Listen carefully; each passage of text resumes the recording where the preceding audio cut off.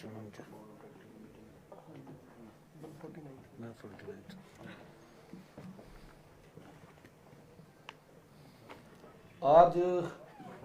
हमारे जो HRTC का बोर्ड है उसकी आज मीटिंग थी। आपके ध्यान में रहे कि जिस समय कोरोना काल में सबसे ज़्यादा नुकसान अगर किसी विभाग का हुआ है तो वो हिमाचल पथ परिवहन निगम का हुआ है और ये लगभग 840 करोड़ के करीब है। और उसके साथ साथ ही मैं धन्यवाद भी करना चाहता हूं कि इस कारपोरेशन को चलाने के लिए, इस कारपोरेशन को के लोगों को वेतन मिले, उनको अलाउंसेस मिले, उसके लिए जो हिमाचल प्रदेश सरकार है उन्होंने 940 करोड़ रुपए का अनुदान जो है वो दिया है, 940 करोड़।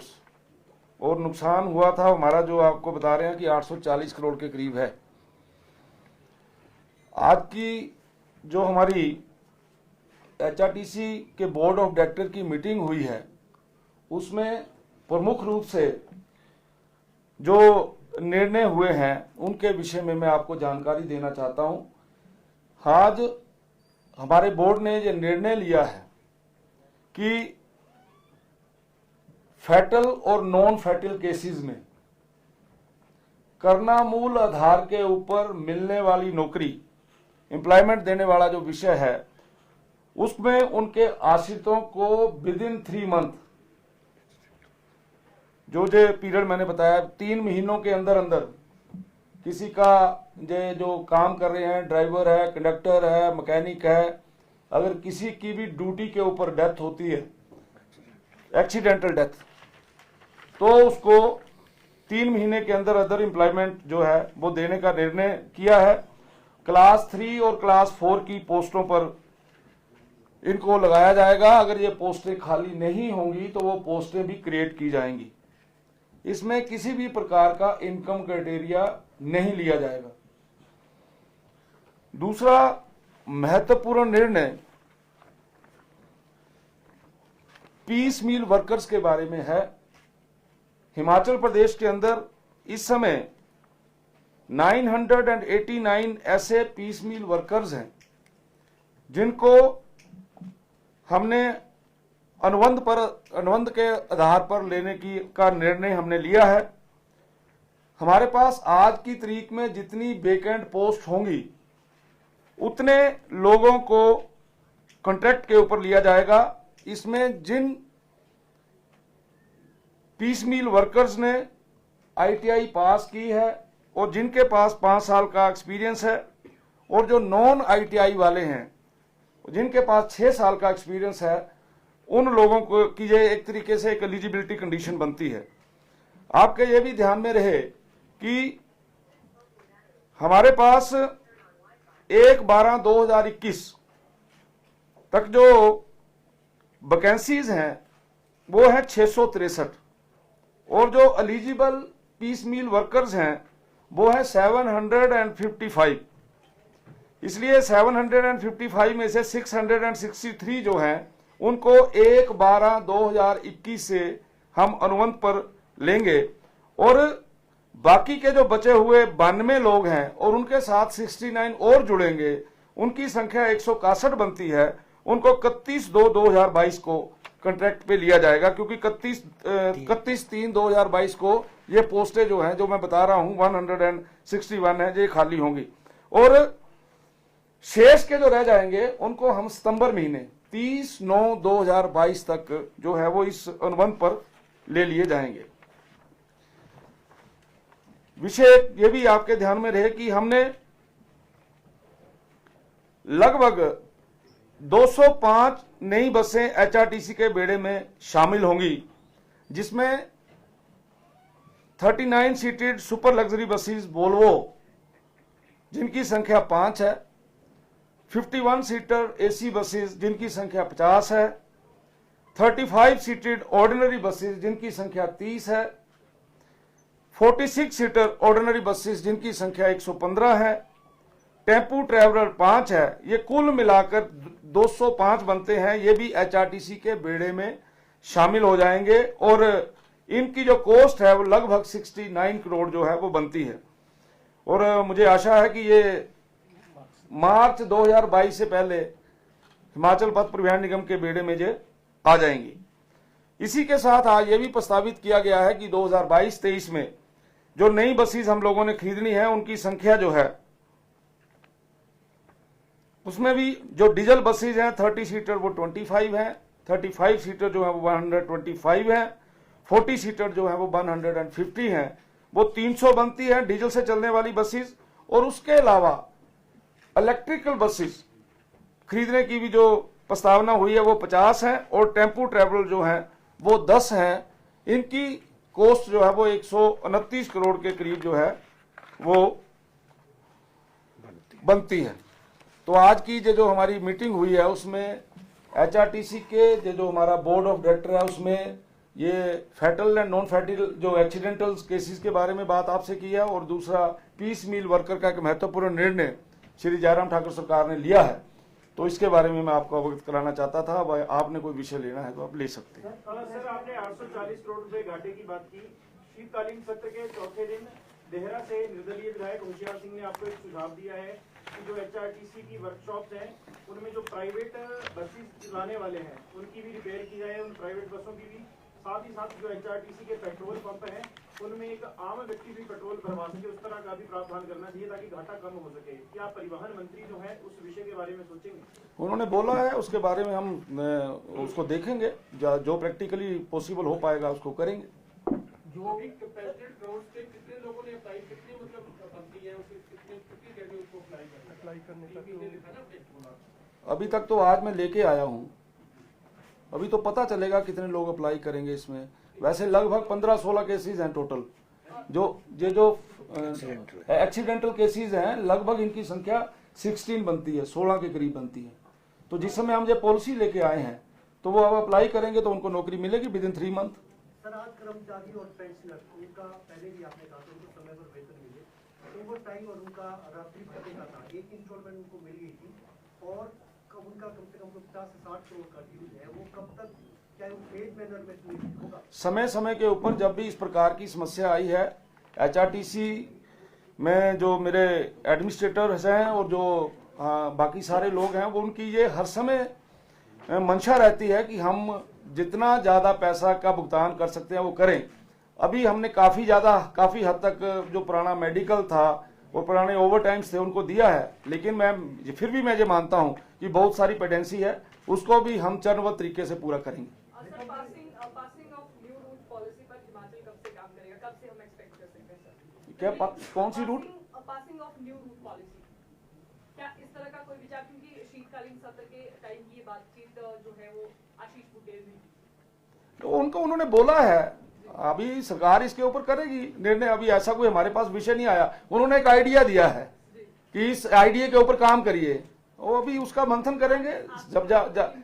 जब नहीं इम्प्लीमेंट तो तभी होगा जब उसके कोई प्रैक्टिकल एस्पेक्ट्स देखेंगे। अगर वो लगेगा कि उसको करना चाहिए तो 100% करेंगे। अगर केवल और केवल वो बात किताबों वाली होगी तो नहीं करेंगे। अभी आपकी कितनी बसें जो है सड़कों के किनारे खड़ी है जो चल नहीं पा रही है, जहाँ सवारी आपने सवारियां नहीं आ पा रही है? लगभग 450 के करीब ऐसी बसेस हैं जो आप पूछ रहे हैं। 450 के करीब रूट्स 450 के करीब रूट्स हैं जो हमारे क्या कह सकते हैं जो नहीं चल पा रहे हैं। टोटल कितने रूट्स हैं? हाँ लिखिए, कर लीजिए। हमारी फील्ड स्ट्रेंथ जो है वो सैंक्शन फ्लीट है 3109, अवेलेबल बसेस हैं 398। इसमें अगर 398 की आगे ब्रेकेज लेनी है तो वो भी दे देता हूं मैं। डीलक्स बसेस 50 हैं, वोल्वो 56 है, JNRM 791 है, ई बसेस 75 है और ऑर्डिनरी बसेस 2126 है। बिल्कुल, ये भी आपने बड़ा एक महत्वपूर्ण प्रश्न पूछा है।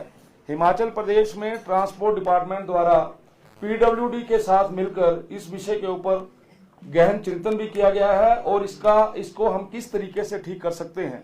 जगह जगह के ऊपर, रोड्स के ऊपर ब्लैक स्पॉट्स का जो है उनका चयन किया गया है और काफी के ऊपर हम लोग काम भी कर रहे हैं। उसके साथ साथ जो रोड सेफ्टी का विषय आता है उस विषय में ब्लैक स्पॉट्स के ऊपर हम लोग प्रायोरिटी देते हैं और जहां जहां भी हमें लगता है कि इन चीजों को एकदम से उसके ऊपर कोई ना कोई हल करना चाहिए, उसमें सरकार प्रयासरत है, लगी हुई है और काफी जगह पे हमने काम भी किया। ऐसा नहीं मैं कोई बता पाऊंगा कितने हुए। सर, पॉलिसी अभी आई है इलेक्ट्रिक वाहनों को प्रमोट करने के लिए, तो किस तरह से इसमें और आगे काम होगा? कितने फर्स्ट पेज में क्या है? शायद मैंने आपको बता दिया है कि हमने क्या कर रहे हैं। इलेक्ट्रिकल बसेस हम खरीद रहे हैं, लेकिन इसमें जो बेसिक उसका बात मैं ये कह सकता हूं कि हमारी ये कोशिश है कि हिमाचल प्रदेश में जिस प्रकार का वातावरण है, जिस प्रकार का एनवायरनमेंट है, उस एनवायरनमेंट के मुताबिक हम ये कोशिश कर रहे हैं कि जो इलेक्ट्रिकल बसेस हैं, इलेक्ट्रिकल व्हीकल्स हैं, उनको ज़्यादा से ज़्यादा प्रमोट किया जाए। पिछले ही दिनों कैबिनेट में हमने ये पॉलिसी जो है वो लेकर आए हैं, उसकी अप्रूवल हुई है और मुझे ऐसा लगता है कि जैसे जैसे इलेक्ट्रिकल बसेस का इंफ्रास्ट्रक्चर पूरे हिमाचल प्रदेश के अंदर बनता जाएगा, हम कोशिश करेंगे कि डीजल की बसेस को कम करें, इलेक्ट्रिकल को प्रमोट करें, इलेक्ट्रिकल व्हीकल को प्रमोट करें। सर, अभी कितने इलेक्ट्रिकल चार्जिंग स्टेशन जो होते हैं वो बन चुके हैं और क्या आगे किसी का काम चल रहा है? हाँ, ये धर्मशाला में है, सोलन में है, शिमला में है, मनाली में है, ये यहाँ पर है और बाकी जगह के ऊपर काम लगे हैं, हम काम कर रहे हैं। जो आपकी HRTC टैक्सियां हैं उनकी बहुत बुरी हालत है, क्या इनकी मेंटेनेंस व्यवस्था ठीक से हो पाएगी? बिल्कुल हो पाएगी। सर, आपकी जो पॉलिसी है जिससे रेगुलर होते हैं सारे कॉन्ट्रैक्ट पे आना, तो बंद हो जाएगी पॉलिसी या कंटिन्यू करेगी? नहीं, इसके बाद इस प्रकार का कोई काम नहीं होगा। कोई भी अगर किसी प्रकार की कोई बैकडोर एंट्री नहीं करेगी ये सरकार। हाँ, इसके बाद ऐसा कुछ नहीं किया जाएगा। सर, 209 नई बसें खरीदी जा रही है, कुछ बसें खराब भी होगी, सड़ गई बसें, तो कितने बसों की जरूरत है? नई बसों की जरूरत है HRTC को भी, और उनकी क्या स्थिति है जो सर खड़ी है बसें खराब हो गई? इसकी गिनती तो की नहीं है भाई, मैंने आपको बताया ये 300 की जरूरत है और उसमें से मैंने आपको क्लासिफाई भी कर दिया कि 300 में कौन कौन सी कैसे कैसे लेनी है। मेरा ख्याल आप सुन नहीं रहे मेरी बात ढंग से भाई, हैं? छोड़ दो। ये आपको बता रहा हूं मैं,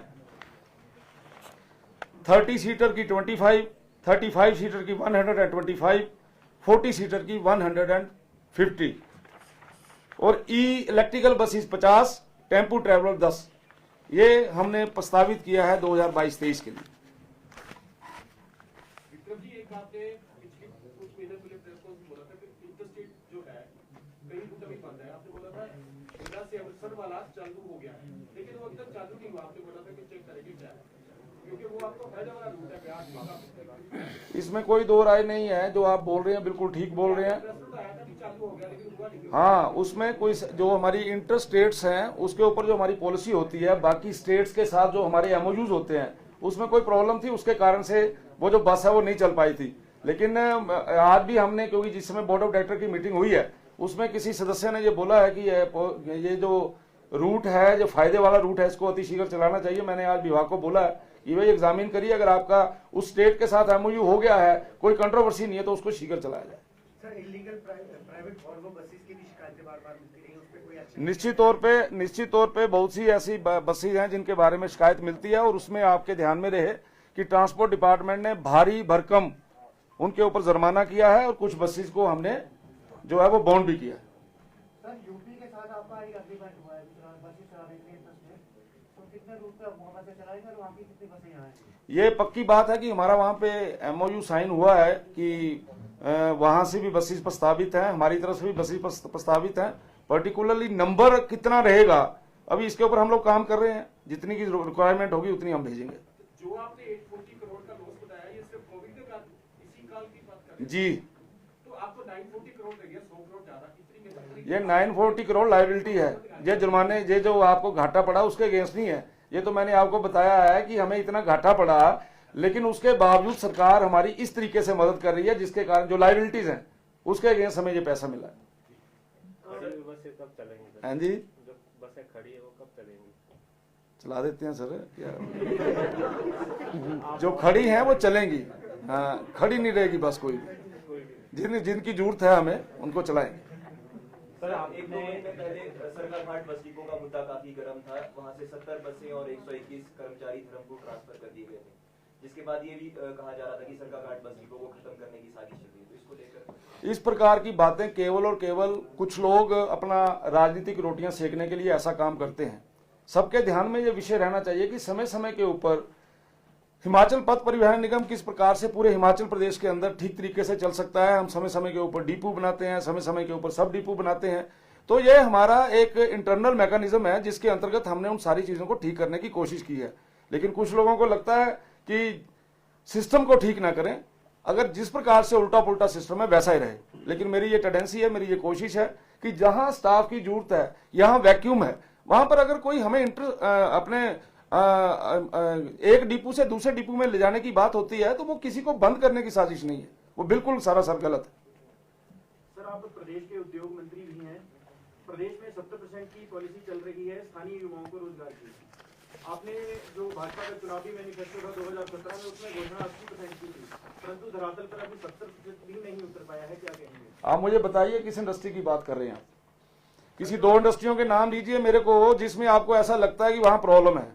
अभी मेरे पास जो मैंने पिछले कल चलो आपने प्रश्न कर लिया, मैंने पिछले कल ही ये पता किया है कि कौन सी ऐसी इंडस्ट्रीज हैं जो बिल्कुल 70% का पैमाना पूरा करती हैं। कृपया आप एक आधा दिन मुझे दीजिए, मैं आपको वो सारी इंडस्ट्रियों की लिस्ट सर्कुलेट कर रहा हूं। उसके बाद हमने बात की 80% वाली, जिन लोगों के साथ हमारे नए MOU साइन हो रहे हैं, चाहे वो फर्स्ट ग्राउंड ब्रेकिंग की बात है, अभी अब सेकंड ग्राउंड ब्रेकिंग की बात है, उसमें हम 80% की कंडीशन को लेके चले हैं। और हमने ये भी बोला है कि उन इंडस्ट्रीज को ही हिमाचल प्रदेश के अंदर जो समय समय पर मिलने वाली जो सब्सिडी कह सकते हैं जिसको, या समय समय के ऊपर हम जो अपनी स्कीम चलाते हैं, वो उन्हीं लोगों को मिलेगी जो इन सारी चीजों को इंप्लीमेंट करें। नहीं, कई इंडस्ट्रीज में तो ठेकेदार प्रथा है, ठेकेदार आगे एम्प्लॉय रखता है, तो हिमाचली रखे चाहे बाहर के रखें, उनके ऊपर कैसा अंकुश होगा? ऐसा है, ठेकेदार प्रथा जो है, जो आप बोल रहे हैं, लेबर की रिक्वायरमेंट रहती है तो एक व्यक्ति लाइसेंस बना के लेबर सप्लाई कर सकता है, उसको कोई नहीं रोक सकता। वो तो एक लीगली उसको एक हक मिला है। आपने लेबर डिपार्टमेंट के अंदर कोई व्यक्ति, अनएम्प्लॉयड व्यक्ति आता है, वो कहता है कि मेरा लाइसेंस बनाइए, मैंने लेबर सप्लाई करनी है, उसको नहीं आप रोक सकते। लेकिन किसी व्यक्ति को कहीं रेगुलर लगना है, लेकिन उसके साथ ये विक्टिमाइज हो रहा है कि उसको जबरदस्ती जो है वो लेबर में लगाया जा रहा है, वो गलती को हम पकड़ते हैं। लेकिन कोई लेबर सप्लाई करता है, कोई और तरीके की कोई सप्लाई करता है, ये तो एक नियम है। 70% तो होते ही ना हिमाचली, तो नहीं, उसके साथ 70% को नहीं जोड़ रहा हूं मैं तो आपको ये बात बोल रहा हूँ। नहीं, फिर बात वही आ जाती है जो मैंने उन भाई साहब से पूछी है। आपको कहीं से शिकायत हो तो बताइए, मुझे बताइए। कहीं नहीं है ऐसा, हम समय समय के ऊपर चेक करते हैं जहां पर सचमुच में लेबर जो मस्टोल के ऊपर लोग लगने के लिए एक मान्यता मिलती है। आपको एक बताया जाता है कि ये एक इंडस्ट्री है, इस इंडस्ट्री के अंदर 1000 लोग हैं और 1000 लोगों में से 100 लोग ऐसे हैं जिनको हम लेबर लाइसेंस के ऊपर रख सकते हैं। तो वो एक नियम है, उसके आधार पर होता है। जो वायलेशन करता है उसको हम पकड़ते भी हैं और उनके ऊपर हम जुर्माना भी करते हैं।